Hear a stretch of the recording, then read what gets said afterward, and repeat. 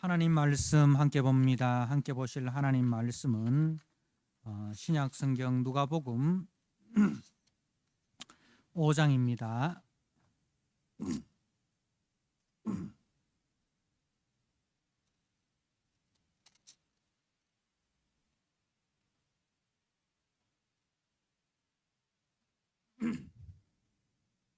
누가복음 5장 27절에서 39절 말씀,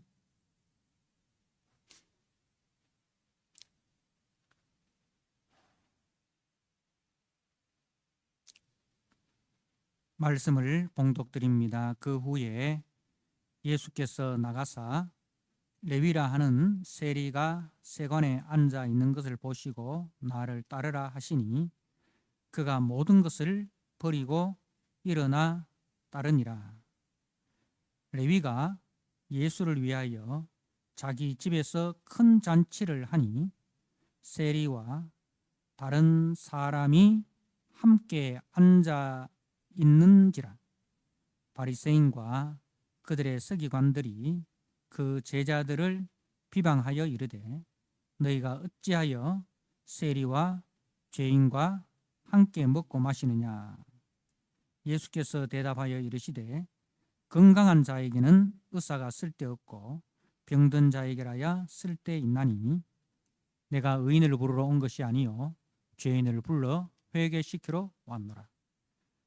그들이 예수께 말하되 요한의 제자는 자주 금식하며 기도하고 바리새인의 제자들도 또한 그리하되 당신의 제자들은 먹고 마시나이다. 예수께서 그들에게 이르시되 혼인집 손님들이 신랑과 함께 있을 때에 너희가 그 손님으로 금식하게 할 수 있느냐? 그러나 그 날에 이르러 그들이 신랑을 빼앗기리니 그 날에는 금식할 것이니라. 또 비유하여 이르시되 새 옷에서 한 조각을 찢어 낡은 옷에 붙이는 자가 없나니 만일 그렇게 하면 새 옷을 찢을 뿐이요 또 새 옷에서 찢은 조각이 낡은 것에 어울리지 아니하리라.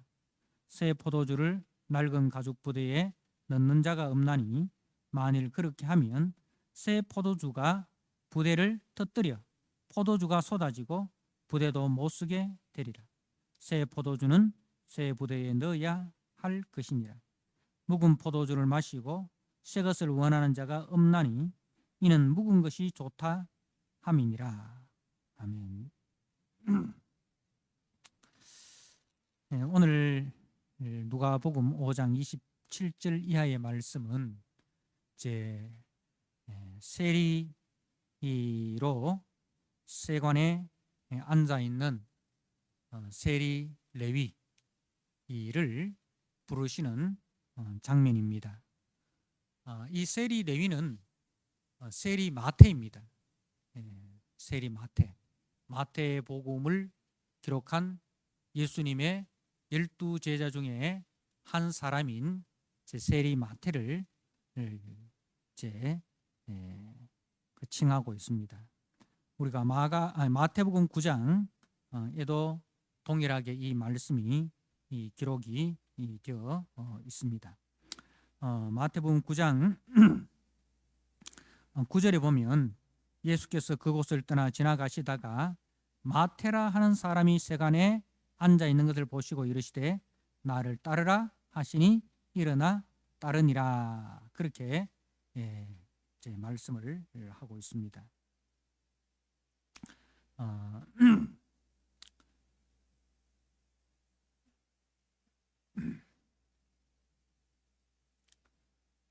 이제 그리고 이제 예수님을 따르는 그 마태 레위가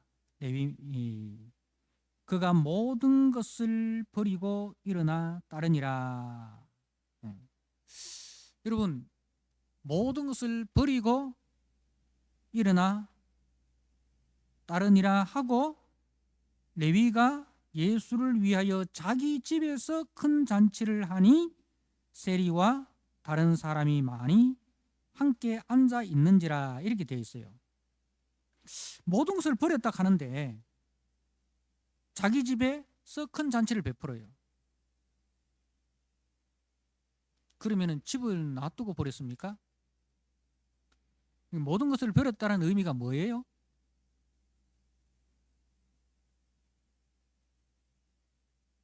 모든 것을 버리고 주님을 따랐다고 말하는데 그 다음 구절에 이 세리 마태가 자기 집에 예수님과 예수님의 제자들 그리고 주변의 세리와 죄인들을 다 불러가지고 잔치를 한 거예요. 그럼 이 앞뒤 말이 이게 안 맞잖아요. 모든 것을 버렸다고 말하는데 모든 것을 버렸다는 의미가 뭘까? 그죠? 우리가 이제 성경을 볼 때에 자세히 봐야 됩니다. 그러려니 하고 그냥 막 넘어가면은 은혜가 어떻게 임할까요? 은혜도 그러려니 하고 그냥 지나가 버리는 거예요. 자세히 보고 집중해야 은혜도 집중해서 내려지는 거예요. 그래서 여기서 모든 것을 버렸다라는 것은 소유권을 주님께 이전했다는 거예요. 내가 그전에는 내 집이었고 내 재산이었고 내 가정이었고 내 몸이었고 모든 것이 내가 주인이었어요. 내가 주인이었어요. 그런데 이제는 소유권을 주님께 등기 이전시킨 거예요. 등기 이전시켰는데 주님께서 이제는 주님께서 주인인 거예요. 주님이 시키는 대로 주님이 쓰시고자 하는 대로 내가 쓰는 청지기가 되었다는 거죠. 청지기가 되었다. 그래서 우리가 예수를 믿고 난 이후에 가정을 버리면 됩니까? 안 됩니까? 안 됩니다. 가정을 버리면 안 됩니다. 집을 떠나면 안 됩니다. 직장을 떠나면 안 됩니다. 그 삶의 자리를 떠나면 안 돼요.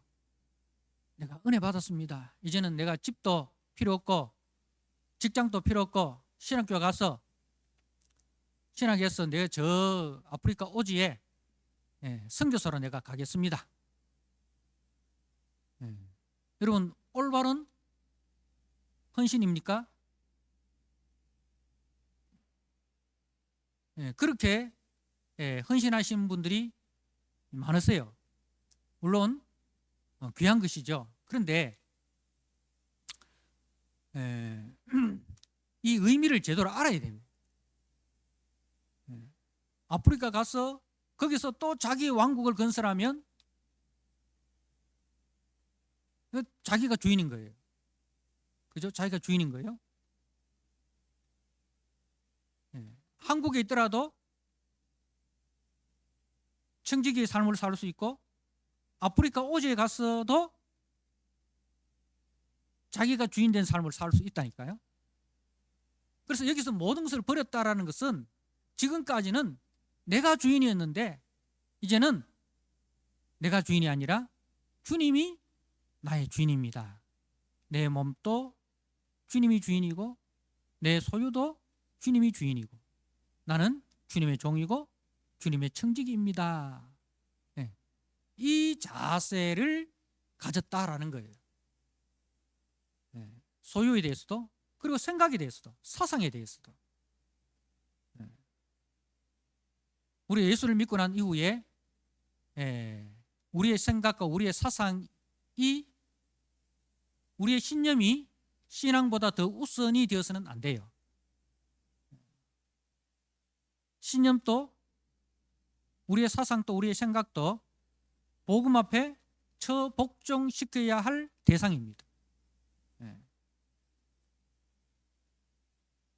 그래서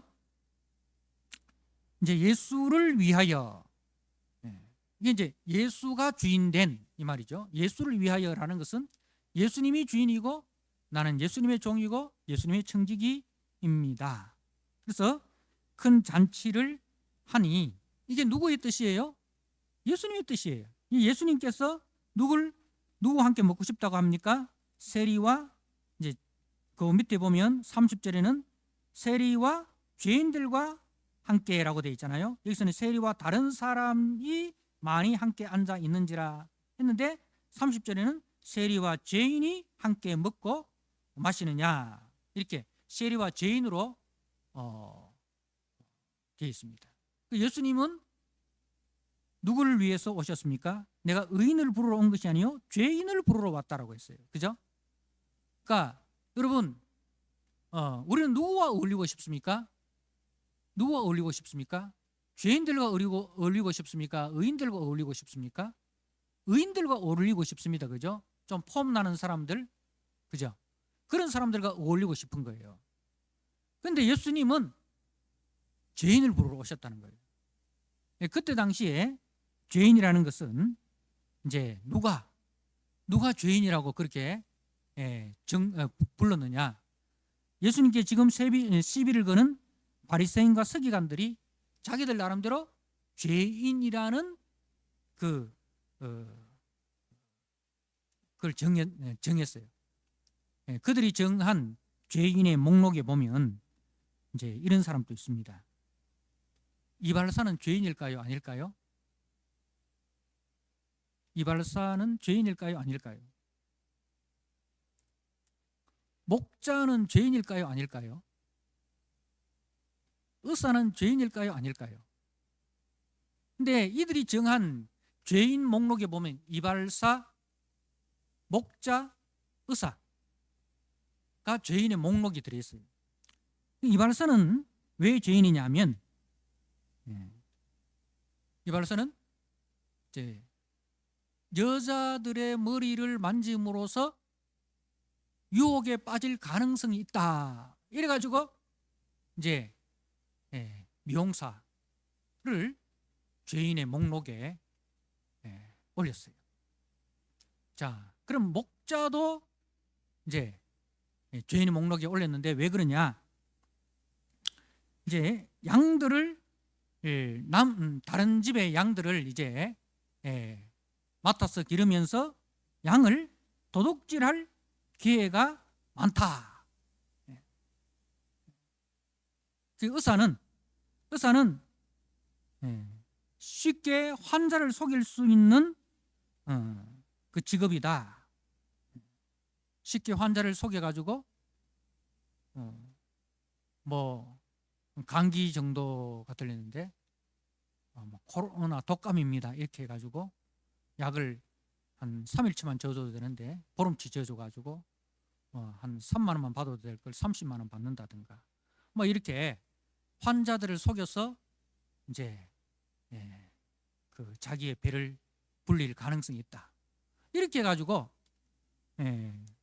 이제 이발사, 목자, 의사 이런 사람들 그러니까 이제 무슨 죄를 짓기 이전에 이미 죄인으로 규정을 해버리는 거예요. 근데 이제 거기에 그 세리와 창기들과 같이 있지 않습니까? 그 세리는 이제 왜 죄인이 되느냐? 자기 이 동족을 속여서 로마의 세금을 거두고 또 정한 세금 외에 더 많이 걷어가지고 일정 부분만 로마에 바치고 나머지는 자기가 착복하는 거예요. 그리고 창기들은 왜 죄인이냐? 창기를 찾는 사람들이 대부분 누구들이냐면 로마인들이에요. 로마 사람들. 집단하고 멀리 이렇게 있는 군인들, 로마 군인들 이런 사람들이 다 이렇게 창기들을 찾는 거예요. 그래서 이런 이제 세리와 창기들은 로마 사람들을 상대를 해가지고 이제 돈을 버는 거죠. 그래서 이런 사람들, 세리와 죄인들이 이제 예수님과 함께 앉아서 식사를 하는 겁니다. 식사를 한다는 그 의미는 단지 밥 한 끼 먹는다는 그런 의미가 아닙니다. 이 유대인들의 식사 문화는 우리들의 식사 문화와 같아요. 우리는 대부분 어떤 사람과 밥 먹자 합니까? 내하고 마음이 좀 맞는 사람들, 내하고 이야기가 통하는 사람들, 그런 사람과 다음 주 화요일에 식사 함께 합시다, 다음 주 수요일에 식사 함께 합시다, 이렇게 하잖아요. 내하고 마음이 안 맞아가지고, 내하고 생각이 달라가지고 만나면 싸우고 만나면 논쟁하고, 그런 사람 보고 다음에 우리 편하게 식사만 합시다, 그런 이야기 안 하잖아요. 이 밥을 먹는다는 것은, 이 밥상 공동체가 된다는 것은 이제 생각과 마음이 같다라는 거죠. 같은 편이다 이 말입니다. 그 예수님은 이 세리와 창기들, 세리와 죄인들과 같은 편인 거예요. 그들과 마음이 같은 거예요.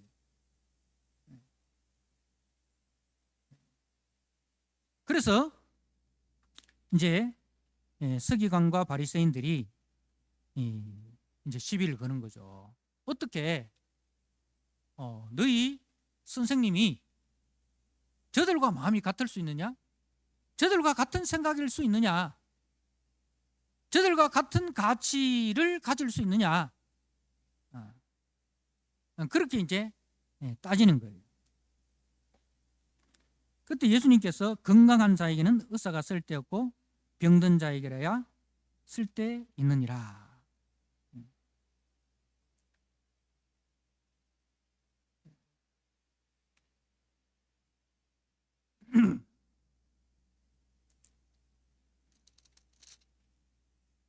그리고 이제 누가복음에는 빠져 있지만은 마태복음에 보면 그 중간에 13절에 너희는 가서 내가 긍휼을 원하고 제사를 원하지 아니하노라 하신 뜻이 무엇인지 배우라. 이 말씀이 마태복음에는 기록되어 있고 누가복음에는 빠져 있습니다. 내가 긍휼을 원하고 제사를 원하지 아니하노라. 그러니까 이제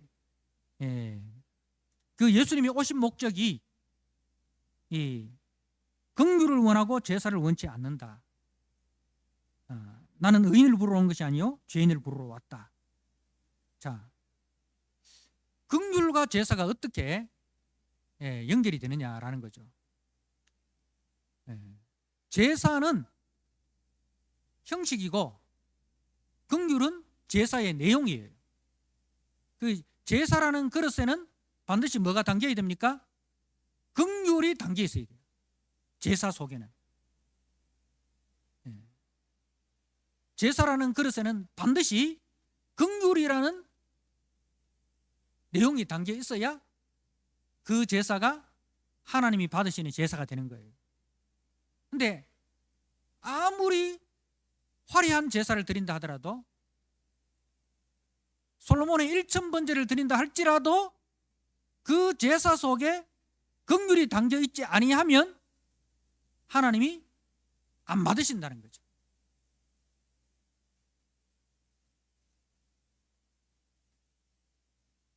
내가 긍휼을 원하고 제사를 원치 않는다. 자, 내가 의인을 부르러 온 것이 아니요 죄인을 부르러 왔다. 죄인에게 가장 필요한 건 뭐예요? 긍휼입니다. 그죠? 사면이잖아요. 죄인에게 불쌍히 여겨서 죄를 사면해 주는 거예요. 그죠? 그러니까 예수님이 이 땅에 오신 것은 제물로 오셨어요. 우리의 제사장이요, 우리의 제물로 오셨는데, 그 제사장의 마음이 뭐예요? 긍휼이에요. 그 제물이 뭐예요? 긍휼이에요. 우리를 불쌍히 여기셔서 자기 몸을 대속제물로, 화목제물로 대신 내어주는 거예요. 우리가, 우리의 자녀가 어떤 잘못을 저질렀을 때에 그 자녀를 불쌍히 여기고 긍휼히 여기는 마음이 생기잖아요. 그래서 그 벌금을 자녀가 잘못을 해서 벌금을 1,000만 원을 내야 됩니다. 근데 그 자녀에게는 1,000만 원을 낼 돈이 없어요. 그래서 감옥에 구속되어야 됩니다. 그러면 누가 내어줍니까? 부모가 그 자녀를 불쌍히 여기고 긍휼히 여기는 마음이 동하지 않습니까? 그래서 집을 팔고 뭘 팔아서라도 내가 그 1,000만 원을 대신 내어줄 테니까 우리 애 감옥에만 넣지 말아주세요. 그죠? 그게 이제 그 긍휼입니다. 그게 하나님께서 죄인된 우리들은 하나님의 진노 아래에서 두려움과 사망 권세에 사로잡혀 있습니다. 근데 우리를 불쌍히 여기시고 긍휼히 여기셔서 그 자리에 하나님의 아들을 대신 내어주시고 그 값으로 우리를 사신 거예요. 그래서 죄인된 우리가 긍휼함을 얻어 하나님 앞에서 의롭다함을 받게 된 것입니다. 그래서 이제 세리 마태는 이 은혜를 입은 자로서 이제는 누구의 것이 되었습니까? 주님의 것이 되었습니다. 그 몸 자체가 주님의 것이 되었습니다. 그렇기 때문에 이제는 자기의 몸이 아니라 주님의 몸이고, 그렇기 때문에 모든 것이 이 자기의 재산도 자기의 생각도 다 그리스도께 처 복종시켜야 할 대상들인 거죠. 그래서 우리가 제자가 된다라는 것은 바로 이 구원의 은혜 앞에 우리의 모든 것을 처 그리스도께 복종하는 그것이 제자도예요. 그것이 제자도예요. 자, 그래서 이제 이후에 예수님께서 제자들을 부르시는데 6장 12절에 보면 예수님께서 기도하러 산에 가시고 밤새도록 기도하시고 밝으심에 그 제자들을 부르사 그 중에서 12를 택하사 사도라 칭하시고 라고 이렇게 하시는데, 그 제자의 명단이 14절에서 16절 나옵니다. 14절에 베드로라고도 이름을 주신 시몬과 그의 동생 안드레와 야고보와 요한과 빌립과 바돌로메와 마테와 도마와 알페오 아들 야고보와 셀롯이라 하는 시몬과 야고보의 아들 유다와 예수를 파는 자 가론 유다라. 자, 여러분, 예수님의 12제자는 이제 지역도 다르고 또 직업도 다르고 사상도 달라요. 특히 여기에 주목해 볼 두 사람이 있는데, 마테라는 사람하고 셀롯이라는 시몬이라는 사람을 살펴보면, 자, 마테는 그때 당시에 친로마 세력입니다. 그죠? 친로마 세력이에요. 그 로마와 결탁해가지고 로마의 관리가 되어가지고 로마에 충성하는 사람입니다. 그래서 로마와 친하기 때문에 그 로마를 위해서 세리가 된 거죠. 세리가 되어가지고 이제 자기 동족들의 세금을 거두는데, 그것도 정한 세가 아니라 정한 세 외에 더 많이 걷어가지고 로마에 바치고 자기 배를 불리는. 그러니까 그때 당시에 유대인들에게 있어서 이 세리들은 그야말로 친일파, 일본의 앞잡이가 되는 거예요. 일본 순사의 앞잡이가 되어가지고 우리 동족들을 일본 순사보다도 더 앞장서 괴롭히는 그런 사람입니다. 그러니까 일본 사람보다도 더 일본에게 충성하는 한국인.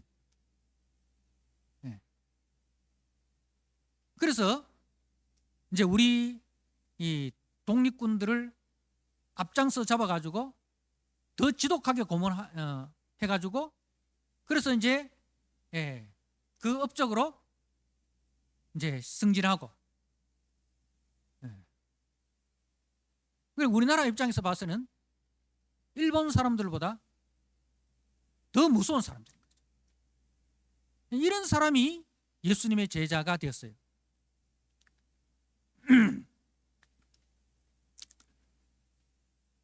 자, 그리고 셀롯이라는 시몬이라고 있는데, 이 셀롯은 뭐냐면은 열심당입니다.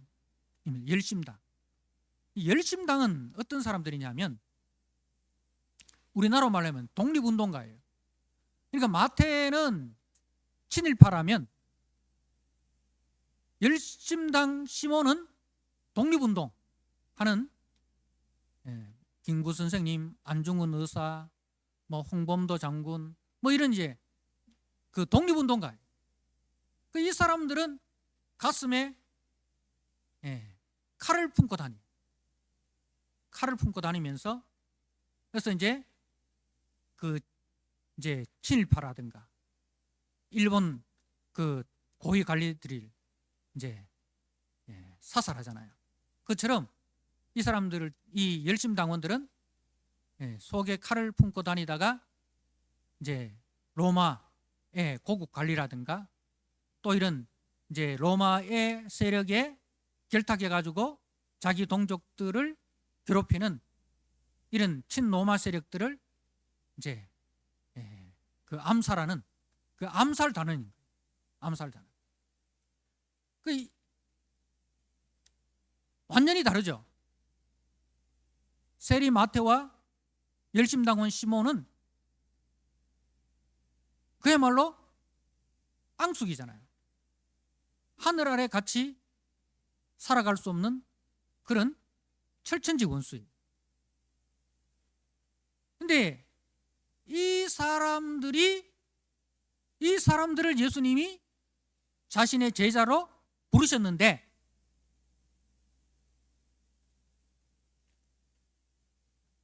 이 사람들이 예수님이 제자 되고 난 이후에 사상적인 논쟁을 했다라는 이야기가 성경에 없습니다. 우리 생각 같아서는 지금 어떻게 되겠어요? 한 사람은 태극기 집회 나가고 한 사람은 이제 탄핵 찬성 집회 나가고 그런 사람이 교회에 왔어요.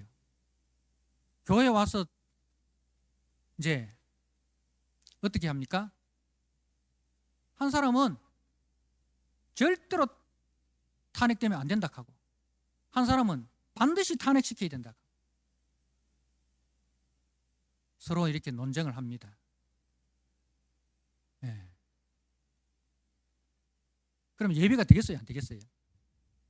그 두 사람이 같이 순모임을 할 수 있겠습니까? 없겠습니까? 같이 전도해서 윷놀이를 할 수 있겠습니까? 없겠습니까? 그러나 교회에 올 때는 모든 걸 버려야 돼요. 복음 앞에 예수님이 이 가르치는 그 말씀이 뭐예요? 6장 그 새술은 새 부도에, 그죠? 새술은 새 부도에. 이 새술은 새 부도에라는 것은 이제 교회에 오는 그 예수님의 제자가 된다라는 것은 예수님의 생각, 예수님의 마음을 가지고 예수님의 품에 안기는 거예요. 이게 모든 걸 버리는 거예요.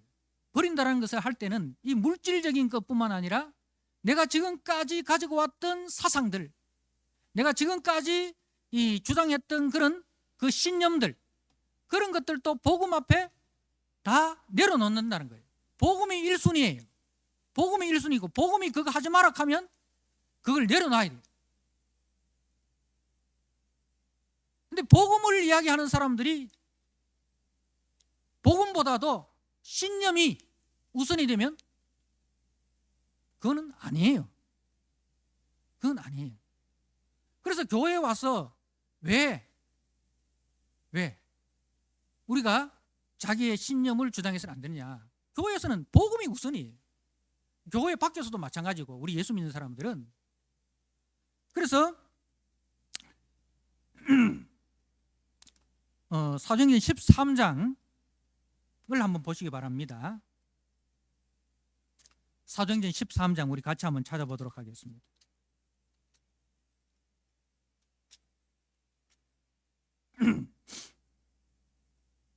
안디옥 교회의 지도자들 명단이 나옵니다.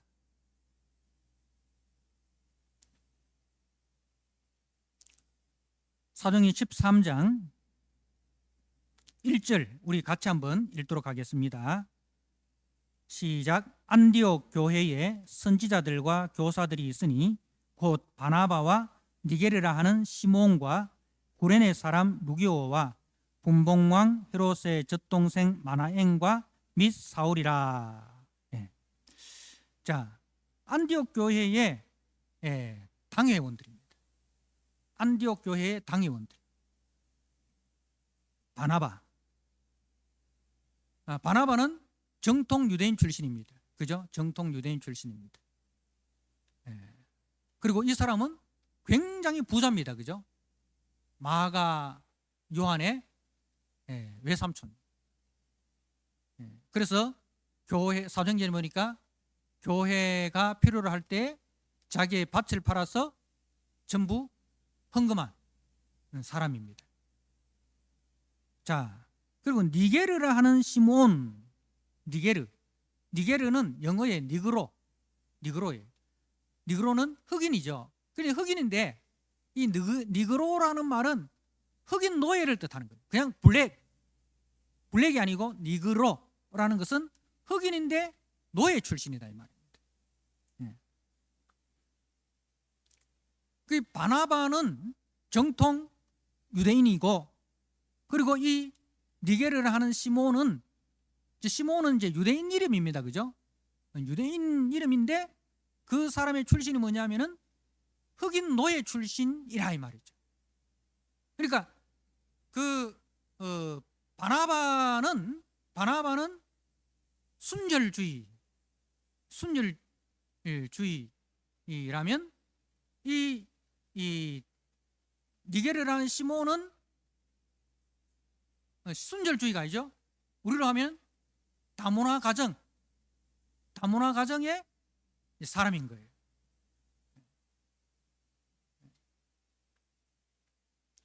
그리고 구레네 사람 루기오. 구레네는 이제 지금의 리비아, 북아프리카의 리비아. 그냥 그 구레네 사람 시몬이라는 사람 있죠. 예수님 대신에 십자가를 지고 올라갔던 그 사람도 구레네 사람인데, 이 사람도 구레네 사람 루기오. 근데 뭐 별 이렇게 설명이 없는 거 보니까 그저 그런 사람, 뭐 한 평민 정도 되겠죠. 자, 그리고 그 다음에 분봉왕 헤롯의 젖동생 마나엔. 젖동생이라는 것은 같은 젖을 먹고 자란 사람인 거죠. 그러니까 굉장히 친하다는 뜻도 있고, 그리고 이제 나이 차이가 많은 동생이라는 뜻도 있습니다. 그러니까 어떻든 이 분봉왕 헤롯의 젖동생 마나엔은 굉장히 권문세도가입니다. 권문세도가예요. 자, 그리고 이 사람은 이제 친로마 세력입니다. 헤롯의 가문은 로마와 아주 친해가지고, 그래서 로마의 황제로부터 그 이스라엘의 통치권을 이제 위임받는 그야말로 이제 그 친로마 세력이고, 그리고 이 헤롯 가문은 에돔 족속이에요. 이방 족속인 거죠. 이방 족속. 그러니까 바나바는 정통 유대인 출신이고, 근데 이 마나엔이라는 사람은 이제 이방인이면서 권문세도가예요. 자, 거기에 또 사울이라는 사람까지 있습니다. 사울은 누구예요? 바울이죠. 바울인데 이 사람은 스데반이 순교할 때에 앞장섰던 사람이고, 이제 주님의 은혜로 회심했던 사람입니다. 그러니까 이 안디옥 교회의 당회원들을 보니까 어때요? 공통점이 있습니까? 없습니까? 각자의 개성이 다 있어요. 그죠? 각자의 출신이 다르고, 성분이 다르고, 그리고 사상도 달라요. 사상도 달라요. 근데 한 가지 공통점은 뭐예요? 예수 그리스도 안에 제자로 부름을 받았다는 거죠. 그리스도 안에 있다는 거죠. 그래서 그리스도 안에 있는 사람은 이전 것은 지나가시니 보라 새 것이 되었도다. 그리스도를 알기 전에 모든 것을 배설물로 여기는 거예요. 내가 예수 믿기 전에 어떤 위치에 있었고, 내가 예수 믿기 전에 얼마나 많은 부를 소유했고, 그죠? 이런 것들을 다 복음 앞에 내려놓는 거예요. 그래서 예수의 그 가치, 예수의 가치는 뭐예요? 긍휼히 여기는 거예요. 긍휼.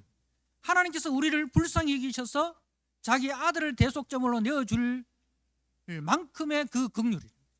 그래서 나와 다른 사람, 나의 원수라 할지라도 그것을 세상적 이데올로기로 봐서는 어떤 거예요? 좌와 우가, 진보와 보수가 함께 할 수 없잖아요. 그래서 이제 어떤 교회는요, 목사님이 좌파들은 교회를 떠나세요, 그렇게 선포를 하세요. 여러분, 교회에서 그렇게 하면 됩니까? 안 됩니까? 교회는 공산주의자라 할지라도 교회에 와서 회개하고 예수 믿어야 됩니다. 그죠? 네. 교회는 그 사람이 어떤 출신 성분을 가졌든지 간에 회개하고, 그죠? 회개하고 예수 앞에 나오면은 다 받아들여야 됩니다. 교회 안에서는 좌파도 우파도 없습니다. 보수도 진보도 없어요. 탄핵을 주장하든지 탄핵 반대를 주장하든지 교회 안에서는 그것이 우선순위가 되어서는 안 됩니다. 혹 내가 탄핵을 찬성한다 할지라도 탄핵을 주장하는 사람들을 이해해 줄 수 있는 그 마음이 있어야 됩니다. 그러니까 내하고 다르기 때문에 복음 안에서 하나가 될 수 없다는 것이 아니라 복음 안에 있기 때문에 우리가 서로의 주장을 내려놓고 복음 앞에서 우리가 하나가 되자. 복음보다 더 중요한 것이 어디 있냐? 여러분, 대한민국이 중요해요? 복음이 중요해요? 오늘날 사람들 보면 복음보다도 대한민국이 더 소중하다고 생각하는 사람들이 많은 것 같아요. 교회 안에서.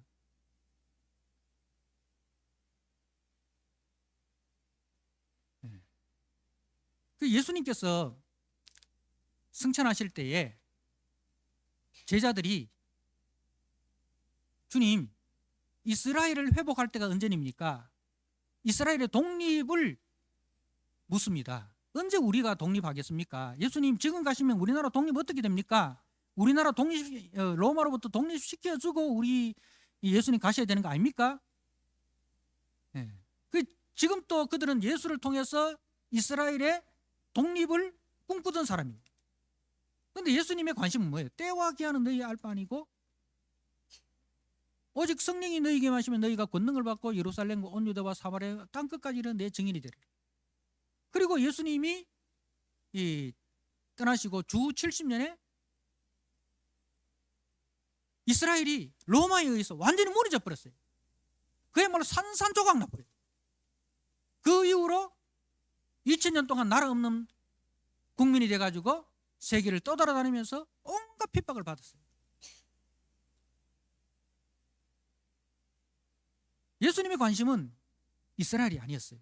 새로운 새 이스라엘, 하나님 나라였어요. 네. 자, 그리고 기독교가 313년 콘스탄틴 황제가 로마를 국교로 기독교를 공인하기 이전까지는 핍박 시기였어요. 그리고 313년 이후에 기독교가 공인되고부터는 기독교는 부흥의 시기였어요. 그런데 언제 복음이 가장 복음답게 살아 역사했느냐? 313년 이전이라. 313년 이후부터는 기독교가 국가 권력과 결탁해가지고, 그러니까 교회가 기득권이 되었거든요. 핍박받던 교회가 313년 이후부터는 군림하는 단체가 되어버렸어요.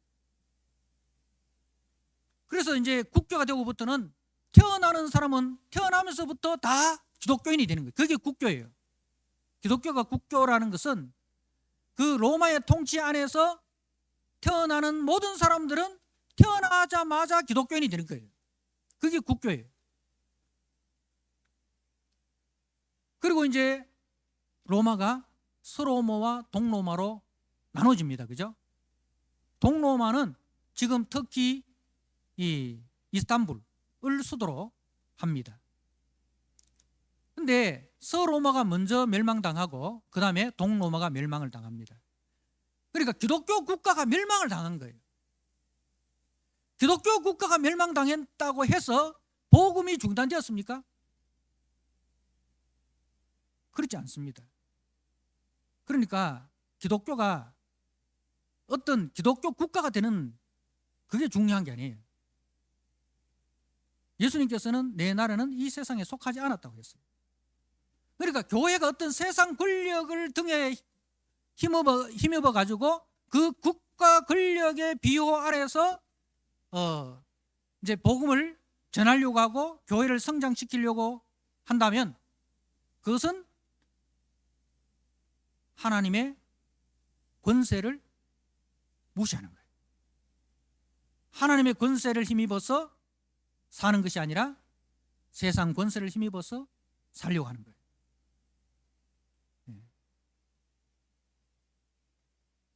그래서 교회는 언제나 세상 나라와는 일정 거리를 두어야 됩니다. 세상 나라의 가치와 이 교회의 가치, 하나님 나라는 절대 함께 할 수 없는 거예요. 그래서 세상 나라가 잘못 갈 때는 하나님 나라의 가치를 가지고 잘못한 부분에 있어서는 책망하고 그리고 바르게 인도할 사명이 교회에 있는 거예요. 근데 교회가 어느 한 정파에 속해버리면 어떻게 되겠습니까? 예를 들어서 오늘날 많은 목사님들이 이제 우파, 보수 이쪽을 지지를 합니다. 근데 만약에 보수 우파들이 잘못되면은 교회도 어떻게 돼요? 교회도 책임을 져야 되는 거죠. 교회도. 그죠? 교회가 그들을 지지하고 그들에게 힘을 실어줬기 때문에 그들이 잘못돼가지고 욕을 얻어먹을 때 교회도 같이 욕을 얻어먹어야 되는 거예요. 왜 교회가 그런 위험한 짓을 해야 되느냐는 거죠. 교회는 성도들은 뭐 보수일 수 있고 진보일 수 있지만은 교회는 절대로 보수나 진보의 한쪽을 지지해서는 안 된다는 거예요.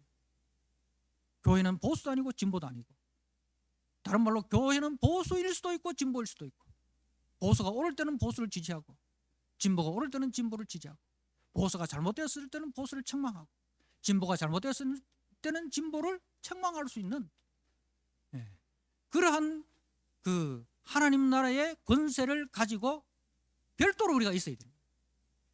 그 어느 한쪽에 속해서는 안 된다는 거죠. 그래서 예수님의 제자가 되었던 마태와 열심당원 시몬이 예수님의 제자가 된 이후로는 더 이상 그들의 신념과 그들의 가치관이 복음의 가치관 위에 있지 않았다는 거예요. 복음의 가치관 아래서 그 모든 것을 다 내려놓았다는 거예요. 그리고 이 안디옥 교회가 이 세계 선교가 예루살렘 교회를 중심으로 세계 선교가 이루어진 것이 아니라 안디옥 교회를 중심으로 세계 선교가 이루어졌습니다. 그죠? 바울과 바나바를 파송한 교회가 어느 교회입니까? 예루살렘 교회가 아니라 안디옥 교회예요. 그죠? 이후에 이제 바울과 바나바를 따로 금식한 이후에 기도하고 선교사를 파송하는데, 바나바가 이 당회장이에요. 그죠? 바나바가 안디옥 교회 당회장. 근데 당회장을 선교사로 파송하는 거예요. 하고 그리고 이 안디옥 교회가 그렇게 할 수 있었던 것은 뭐냐면은, 이들 속에 다양한 사람들이 모였지만은 다 자기의 그 관점과 자기의 개성을 주장한 것이 아니라 자기의 관점과 자기의 개성을 복음 안에 다 내려놓았다. 복음이 그 모든 것을 다 융화시켰다는 겁니다. 그게 복음의 능력이에요. 복음 앞에서 어떤 것도 복음보다 1순위가 돼서는 안 된다는 거예요. 그래서 우리가 복음을 이야기하는 사람들이 자기의 정치적인 신념이 복음 앞서가면 안 된다는 거예요.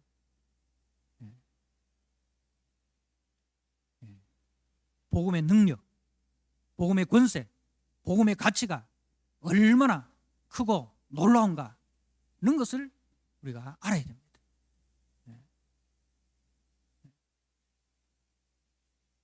우리의 생각과 신념이라는 것은 바뀔 수 있습니다. 그러나 복음은 절대로 바꿀 수가 없는 거죠. 시대가 흐르고, 그죠? 세상 풍조가 갈라져도 복음의 가치와 복음의 능력은 절대 불변입니다. 그래서 여러분들 이제 가정에서도 유튜브를 보시더라도 정말 제대로 된 그 복음 설교를 하시는 목사님들 설교 들으시고, 그 시간에 성경 말씀 더 많이 읽으시고 더 많이 기도하시고 그래 하셔야 됩니다.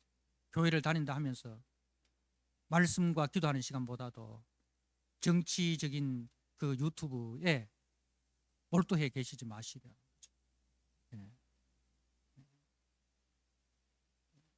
항상 말씀과 기도보다 앞서가는 것은 어떤 정치적인 신념도 있어서는 안 된다는 거죠. 그래서 한 주간 또 우리가 이 세리 마태를 묵상하시고 또 열심당한 시몬을 묵상하시고 이 안디옥 교회의 지도자들을 묵상하시면서 교회의 본질이 무엇이냐, 복음의 가치가 얼마나 크고 위대한 것이냐 하는 것을 다시 한번 묵상하시고 복음에 집중하시는, 그래서 정말 이 세상 이 보수와 진보, 좌파와 우파, 여러분 세상 문제를 해결할 수 있을까요? 더 끊임없는 갈등과 분쟁을 일으킵니다. 더 극한 혐오와 극한 그죠? 우리가 제 일제에서 벗어나서 그 혼란한 그 시기 여러분 얼마나 그때 무고한 시민들이 이 이데올로기 앞에서 무참하게 죽었습니다. 이데올로기가 어떤 이데올로기도요, 그 이데올로기에 종속되는 순간 사람의 생명을 귀하게 여기지 않습니다. 내 정치적 가치를 실현하기 위해서 사람의 생명을 정치적 이념으로 죽입니다. 복음은 사람의 생명을 귀하게 여기고 복음은 사람의 생명을 살리는 종교예요. 근데 정치적 가치는요, 사람을 그 정치적인 신념으로 죽이는데 눈 하나 깜짝하지 않습니다. 오히려 그것을 잘한 것으로 생각합니다. 그래서 우리 예수 믿는 사람들은 절대로 이데올로기의 종이 되어서는 안 됩니다. 복음의 종이 되어서 나와 다른 사람이라 할지라도 그 사람의 생명을 소중히 여기고 그 사람의 인격을 존중할 줄 아는, 그것이 복음 안에 있는 사람들입니다. 그렇게 우리가 이 안디옥 교회처럼 정말 교회 안에서 다양한 출신이 있고 다양한 사상이 있지만은 그 모든 것을 내려놓고 복음 안에서 그 다 융화시켜서 정말 하나님 나라를 힘있게 전진시켜 나가는 그러한 교회로 세워가는 저와 여러분 되시기를 주님의 이름으로 부탁드립니다. 아멘. 이 시간 우리 같이 한번 합심해서 기도하도록 하겠습니다. 하나님 아버지, 이 나라 이 민족을 주님 불쌍히 여겨 주옵소서. 한국 교회를 불쌍히 여겨 주옵소서. 지금 우리나라가 좌와 우로 갈라져서 탄핵 찬반으로 갈라져서 서로 갈등과 분열과 혐오로 이렇게 너무너무 어려운 시대를 살아가고 있습니다. 교회가 이러한 갈등의 불쏘시개 역할을 하고 목사들이 이 일의 선동가로 역사하고 있습니다. 주님, 교회가 교회로서의 정체성과 교회로서의 가치와 본질을 찾고 거기에 충실하여서 세상 속에서 정말 하나님 나라의 영광과 하나님 나라의 능력을 나타내는 세상을 살리고 사람을 살리는 구원하는 교회로 나아갈 수 있도록 주님 은혜를 베풀어 주옵소서. 우리 한국 교회가 정신을 차리고 하나님 앞에 바로 서게 해주시고 한국 사회를 바로 인도해 갈 수 있는 우리 교회들이 되게 해달라고 우리 같이 한번 합심해서 기도하도록 하겠습니다. 주여, 하나님 아버지, 이 나라 이 민족을 주님 불쌍히 여겨 주옵소서.